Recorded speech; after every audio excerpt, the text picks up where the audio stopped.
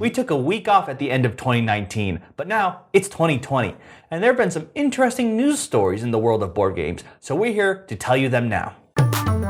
Fantasy Flight Interactive, the team behind the digital version of the Lord of the Rings adventure card game, is shutting down. We just learned this recently via the head of Fantasy Flight Interactive, Tim Gerritson's LinkedIn page. There's no word as of yet as to what will happen to the servers of the Lord of the Rings online card game. As far as we know from the most recent updates to the game's site, they said they were still on track for upcoming releases and some patches that they were doing, but probably at some point in the future, that's not going to be around anymore, but we're still not sure exactly how it's going to shake out. So this is pretty weird because I remember, when we first learned about Fantasy Flight Interactive, and it seemed like, oh, this is like a big new endeavor for them, the digital front. And they kind of just did this one thing, and I guess it didn't do that well for them.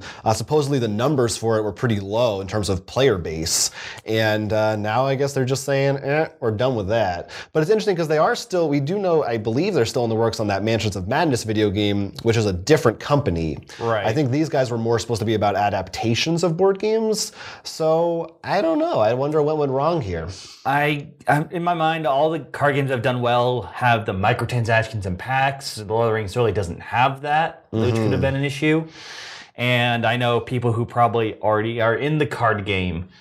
Unlike Magic, where you're like, oh, I can go in and let's see the weird new deck I make. You're like, I already played through those 3 scenarios or whatever because they're story-based. It could have been just that. I think that the people who already have the game are already in the game. Yeah. Like my friend already has a 5-row collection of cards. He doesn't need to rebuy everything. I'm surprised it couldn't survive even just on the Lord of the Rings name alone, right? You'd think that would draw more people in. Maybe they should have waited for that. Is it Netflix that missed Amazon. Amazon's doing the show. Who knows? Something like that. But it is strange. It is strange to me. Also, it's really strange that they didn't. This was only found out through a LinkedIn page. Yeah, I was like, of all the places to find out. Yeah, like they haven't said anything really official yet from the company itself, which makes me think maybe there's some things that aren't finalized yet. They don't really know what they're going to say at this point. I don't know. It's just maybe they don't want die to. with a whimper. Yeah, maybe he went out and said this, and maybe they were trying to wait so people would still buy the game. I don't know. Also, things with stocks as well. I am curious about, because if I recall correctly, the special edition came with exclusive cards, physical cards, and maybe digital as well. So I'm wondering, are those going to then get reprinted on a regular base for people to get? We may or may not find out. Breaking news update. Just a little while after we already recorded that segment, we're actually coming back in time to talk to you about this. There was a Reddit thread posted by a former Fantasy Flight Games employee who was talking about this issue, and it sounds like there's a little bit more to this story. Not only is Fantasy Flight Interactive closing down, but it sounds like there have been big layoffs throughout their RPGs section of the company, as well as other areas of the Fantasy Flight Games branch of Asmodee North America. So right now, this is all still very fresh and really developing. We don't know what's going on, but it sounds like it's not just interactive. There's trouble going on. Yeah, and this is sort of funny because we also have an RPG story that we did not know about with this when we talked about it. And now I'm like, ooh, Yeah, get ready for that coming up. So I wonder what's going on. We know that in the past few years, Christian Peterson left the company, and Nikki Valen's big designer stopped working with Fantasy Flight. So I wonder if a lot of people are just moving on. Maybe they feel like the leadership isn't where they want it to be. Maybe Asmodee has been putting stuff in place they don't like. I mean, Fantasy Flight is one of their biggest, I would say, companies. I mean, they put out still some of my favorite games. They're pretty consistently, and they're pretty big money makers. So. They have some big licenses. Yeah, very big. So I don't know. Right now, I'm still loving the games they put out in 2019, but who knows in the future, this could be have a negative effect, or maybe they just keep getting new, fresh people that also are good. I don't know. I mean, usually when I see that kind of restructuring, I think are they trying to sell the company or something? But there's no way Asmodee could be thinking of selling this, right? Who knows? I feel like maybe because we've talked about how Asmodee was getting traded around and stuff, and it's just sort of a hot potato until someone gets it and decides to then break it up to make more money on it. Like, I hope this isn't the sign that... Are we starting to see the civilization, the empire crumble? Oh, man. I don't know. I have heard horror stories also of the working conditions at Fantasy Flight, so I don't know if any of that has anything to do with it, but we'll see. Maybe some interesting times ahead for Fantasy Flight. Some doors may be closing at Fantasy Flight, but some are opening. They have announced a new RPG book in their Genesys line, this time based on KeyForge. KeyForge Secrets of the Crucible is a new RPG book both for players and dungeon masters. This game, you'll take on the role of different species. You can start with 11 species, including, they said, robots, and some of the other big ones you see like Martians, but there's also species character creator in case you didn't get the species you want, and also the future-proof it when they release more new sets like the dinosaurs and the new adventurers, I think they were called. Anyways, you will actually get to place these characters and you can explore with different career options and deal with all the factions. I think this is really cool because it makes sense. There's so much weird things, so you could be whatever you want. And I love the idea of messing with all the different factions. Maybe they can make it so you're not directly the Martian faction. You can be like, as a dungeon master, you can be like, oh, I have some goals for the Martian faction, or you can help out this faction, which may piss off this other faction. No, it's cool. I'm very intrigued by the idea of the Genesys system, and I love that they're taking Netrunner and KeyForge and like their different worlds and expanding on those in this way. I think it's neat. Yeah, well, one of the nice things is you can that way play like, oh, I have a much more serious sci-fi one, and this one, which is probably a lot more goofier just because all the crazy things you can do in it. Yeah. But I don't need to learn a whole new rule system, which is nice. You do need the core Genesys book, but maybe you could even, I don't know if you could buy just the KeyForge and maybe like homebrew it, adapt some of that stuff for other RPGs. Probably, I mean, you can do whatever you want. It's up to you. But it's a cool world. Yeah, I think the book itself too is also almost 300 pages, something like that. It's a lot. And I'm very curious where this does go, because KeyForge, it sort of just felt like, oh, it's just the groups, but if they really dig into the world a bit more. Yeah, maybe that will lead to more interesting stuff in the actual card game too. Dominion, the world's perhaps most popular deck building game, is getting its 13th expansion, Dominion Menagerie. This one is going to focus on the animal world. So all of the cards will have different animals: horses, camels, turtles, dogs, what have you. There's going to be 400 brand new cards. We haven't gotten to look at any of them specifically, but we heard a couple details. For instance, there's some horses that will let you save your draws for later. There are going to be new exile mats, which you can send cards to and perhaps later rescue them from. And we'll also see the return of event cards that you can buy for special effects that will trigger when you get them. So 13th Dominion expansion, that's a lot. There's a lot of them. And it always seems like they're done and then they come right out with another one. Yeah, our friend collects all of them. He's still looking for, I think, a case to work for that. Yeah. I'm really hoping that the camel strategy becomes really overpowered. Yeah, that's going to be a good one. It is I like the idea of the theme. It seems like one I'm surprised they haven't explored already, but it's, who doesn't love animals? That could be for some fun flavor there. And it makes sense. Menagerie is just gathering a bunch of animals. Deck building is gathering a bunch of cards. You're sort of doing the same thing. Right. Well, we're not huge Dominion players, but apparently there's also was a card prior to this called Menagerie, but it has nothing to do with this set, so some people are a little confused by that. Don't worry about that. Let us know if you're planning on getting Dominion Menagerie. It's coming out March 18th.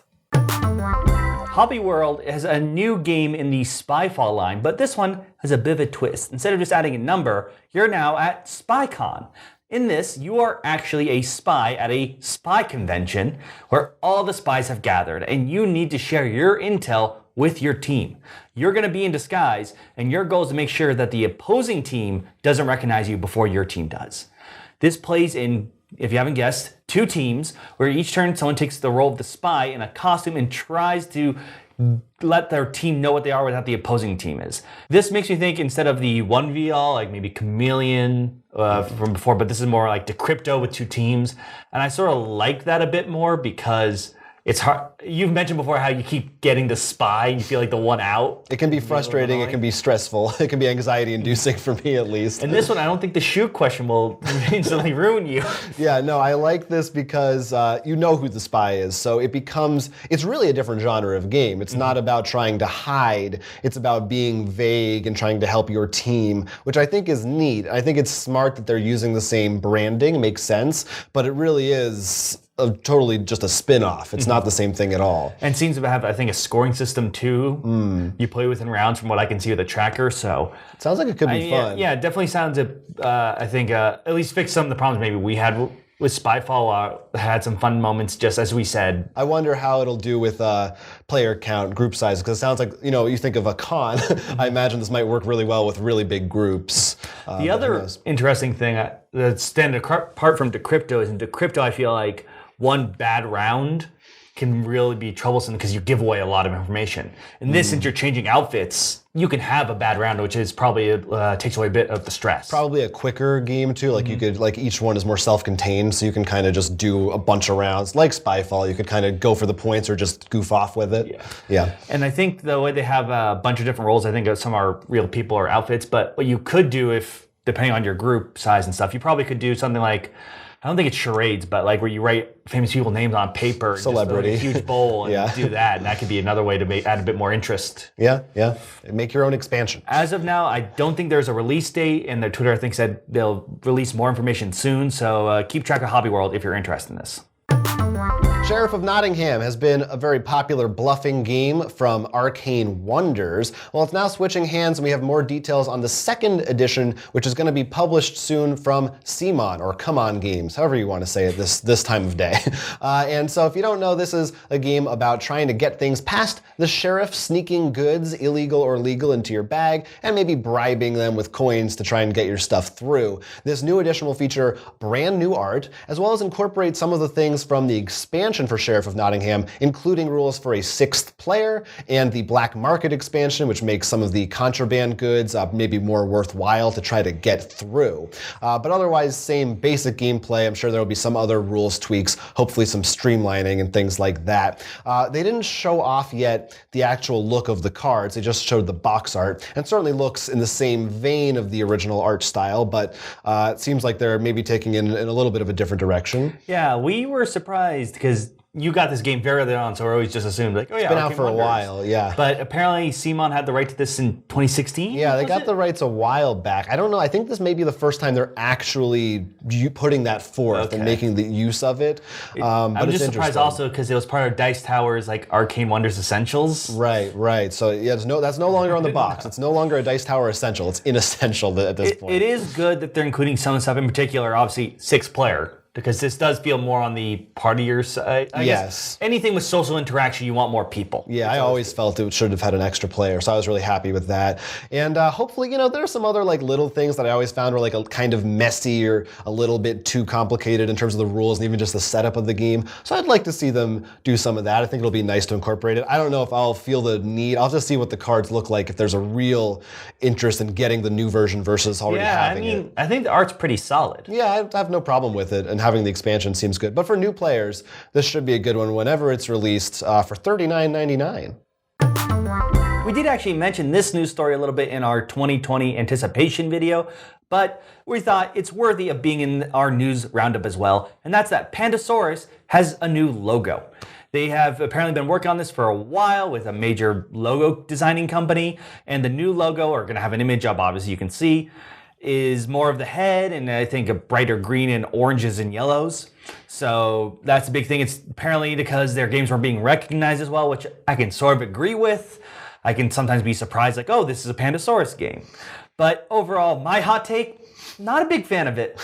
I actually am one of the few people who like the old logo. I mean, it's old. It's obviously looked old, but I'm like, I get it. There's a dinosaur, there's a panda. If you did not show me the name, I did not know, I'd be like, Dino koala, dino bear, like. I'll be honest, I found both of them confusing. I will say this new one, I didn't realize until right before we were recording this. I thought that was just his hair. They're supposed to be little panda ears. Oh yeah, you didn't. Yeah, I didn't really get that. I thought it was hair. The problem is, all bears have a similar ear style like that. I think so. You either got to do the full color black and white, which the head maybe they could have done the head that with the bright orange square around it, which is where the other.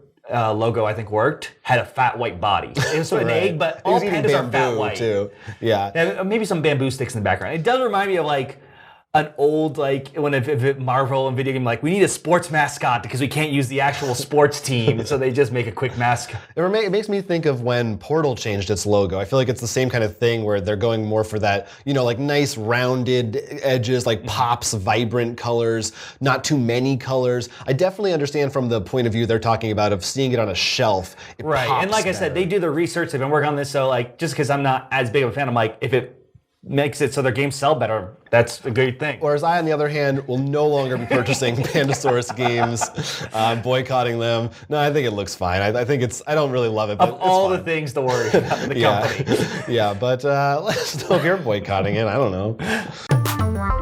Mythic Games launched and had funded their Kickstarter for Time of Legends Joan of Arc 1.5 last year, and now they're running into some legal troubles, particularly with the game's designer Pascal Bernard. So to sum things up, it's a little bit of a complicated matter, and you can read their update. We'll put a link to it for the full details.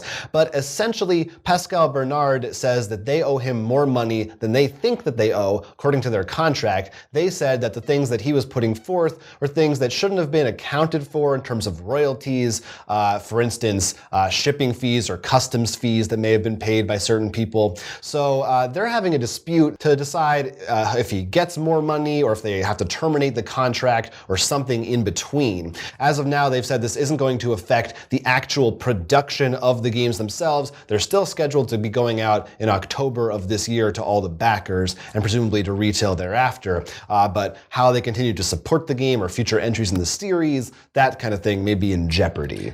Definitely an interesting, I understand the idea of this shouldn't be charged. Like, for example, sometimes board game companies may sell other games through the Kickstarter and no, you don't get a cut of that. You weren't related to that game. Mm-hmm.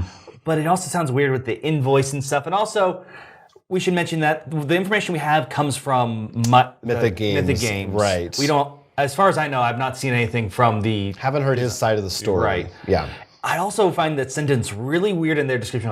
We have on the advice of a very good lawyer who has worked for the company. I feel like you need to specify. You can't just say from our legal team. They're like, trust us. This guy knows what he's talking about.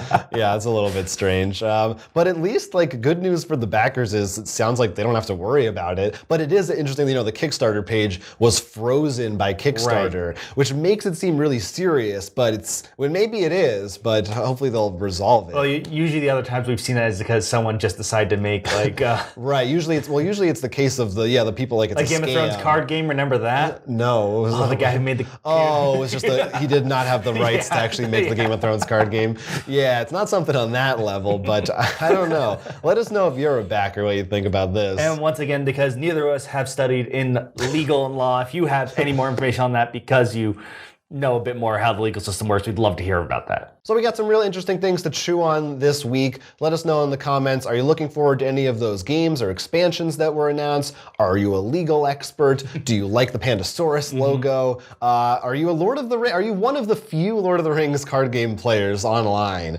And how do you feel? Are you scared that that's going away now? Let us know in the comments down below. And of course, at the end of the month, we'll be reviewing all of them when we head back into the Meeple Gallery. But until that time comes, I'm Will. I'm Jonathan. This has been Roll for Crit. Get an inspiration token by supporting us on Patreon and liking and subscribing to this channel. If you support us on Patreon, you'll get access to our audio expansion podcast. It's so good.